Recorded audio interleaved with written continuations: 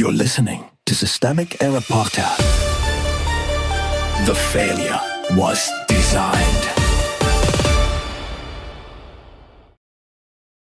White House leaks expose sleepwalking Trump's physical and cognitive decline, based on an article by Nick Hilden. Trump's destruction is not the story. His priorities are. The setup. White House aides, speaking through leaks and cable chatter, are trying to sell a familiar excuse Donald Trump is too distracted, too detached, maybe too diminished to stay focused on the economy. The reporting says advisors want him talking about prices and cost of living instead of everything else, while polls show his approval sinking to 34% and voters saying his policies have worsened economic conditions. Power is the point. This is not a story about a president who wandered off topic by accident. Trump is the decision maker. His aides do not run the government.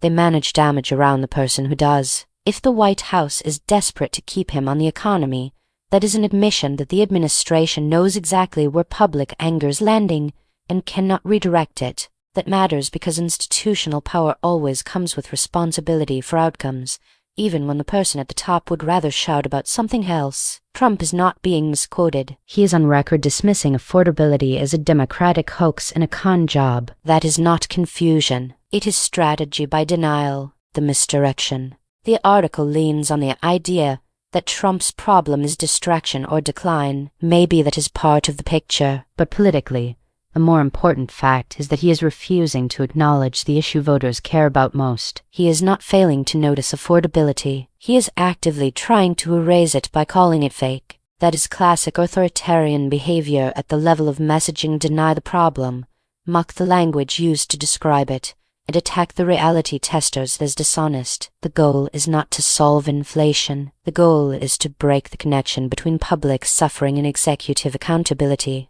The economy is not imaginary. The reporting undercuts Trump's denial with the kind of material facts his allies always try to bury under rhetoric. Grocery prices have stayed higher, climbed. Gas prices spiked after his war with Iran. Consumer sentiment hit an all-time low. 2/3 of respondents in CNN polls say his policies worsened economic conditions. This is the part that matters. Of voters are not confused about why they feel squeezed. They are being asked to accept that the pain they experience is a democratic fabrication. That is not policy disagreement. It is propaganda aimed at replacing lived reality with partisan theater. Republican damage control. The aides' panic also reveals something uglier about the Republican project. They are not governing around a coherent agenda. They are trying to keep a failing president inside the narrow lane of the one issue that still matters to voters. That is not leadership. It is triage after the damage has already been done. And when the same operation says the House is likely to flip,